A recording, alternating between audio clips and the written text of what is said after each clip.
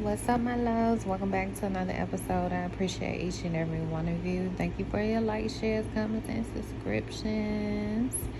Today, we're going to be talking about workplace mobbing. Okay, workplace mobbing. So, this is a continuation of my episode. I told you guys I was going to talk about it during the last one when we talked about toxic work environments. So this is a continuation.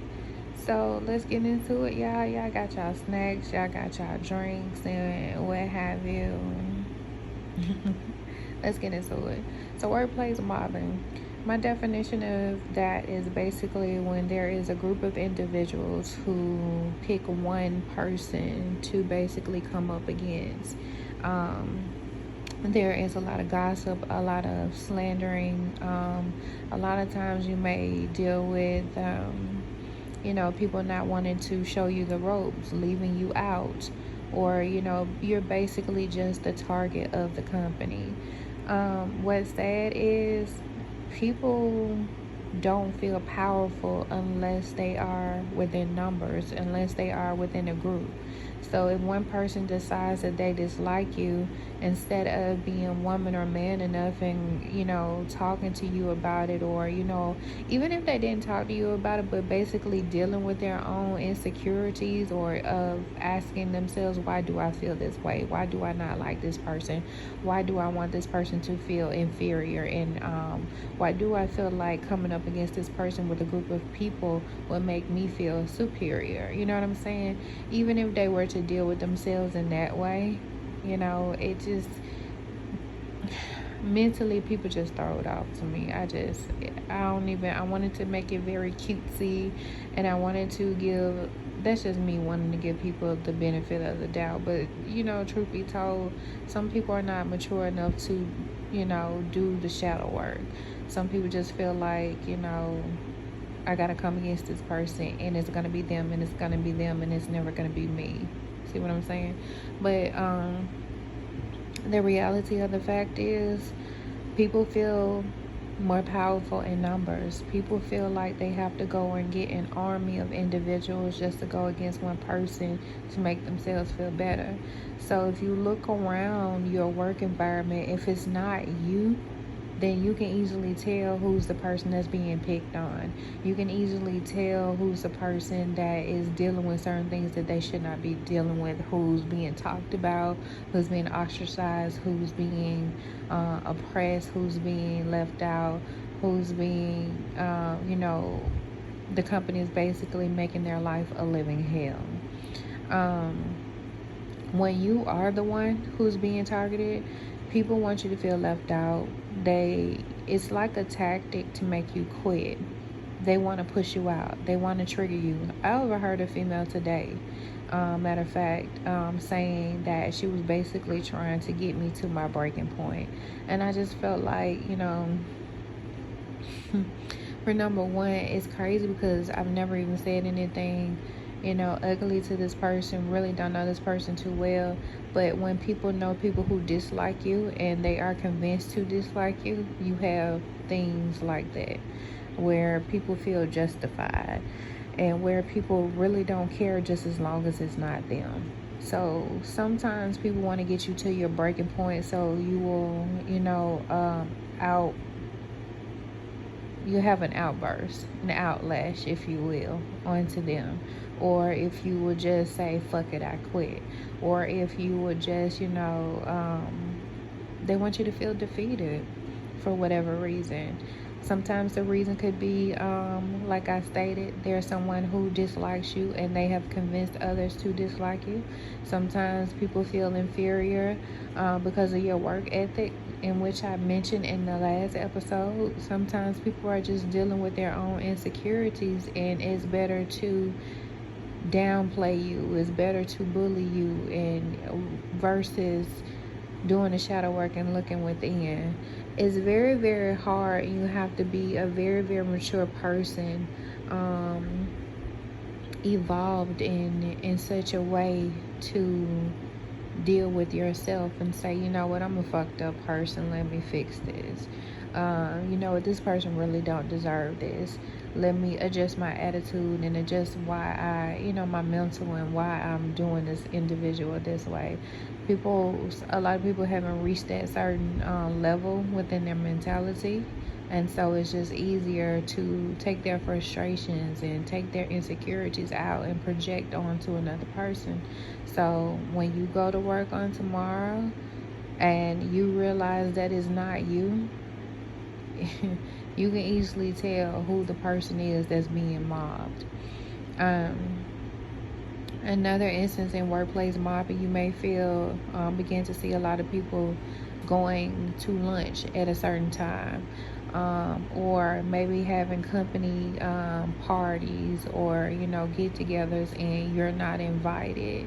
Truth be told, you wouldn't want to associate yourself with those type of people anyway, so them not inviting you is actually doing you a favor. Because if your character is such a way, if you vibrate on higher, on such a level, their energy would begin to, like, it would be like a repellent. You wouldn't, your energy would begin to reject them anyway.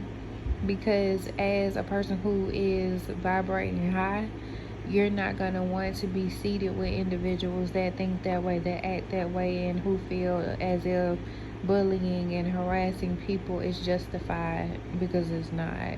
You have the type of mentality of evolving and growing and helping others, you know what I mean? And most importantly, you're there in an environment as such to take care of yourself, to get your money, and to go home. That should be your mentality, to do your job at the highest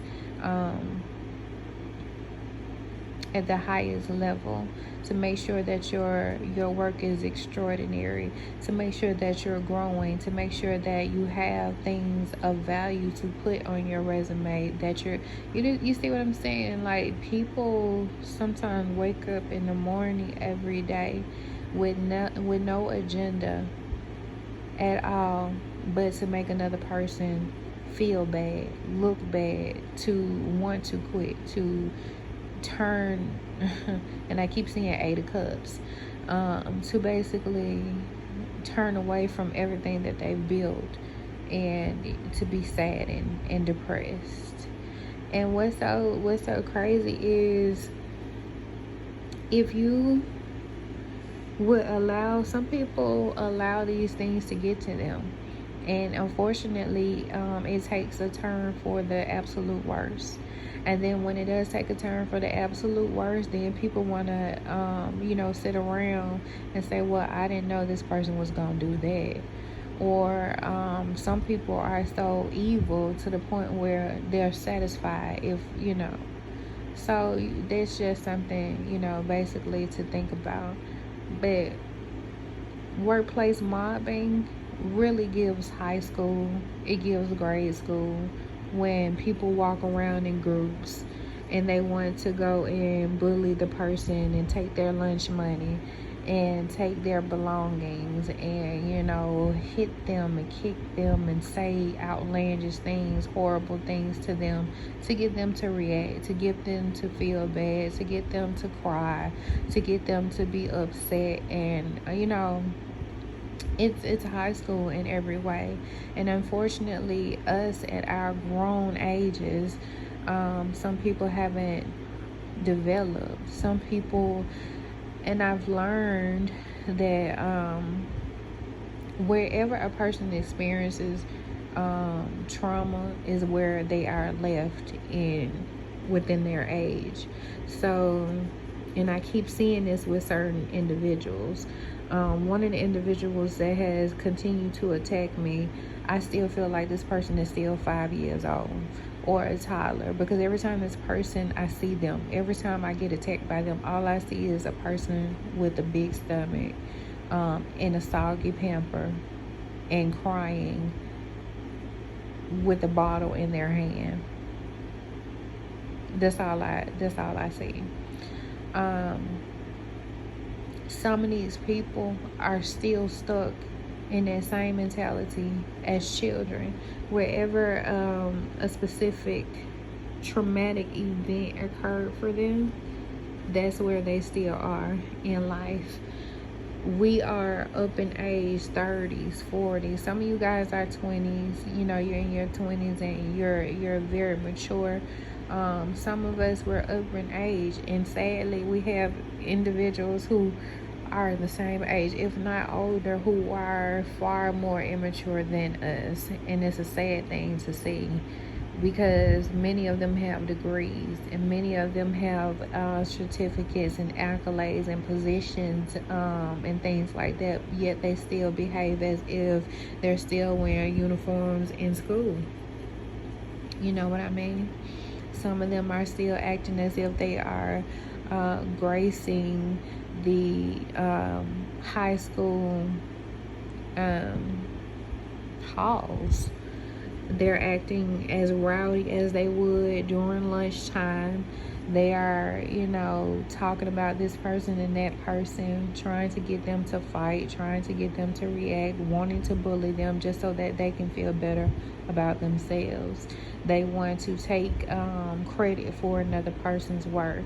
Or if you turn into work in any type of work, or if you do anything that deserves praise, what are they going to do?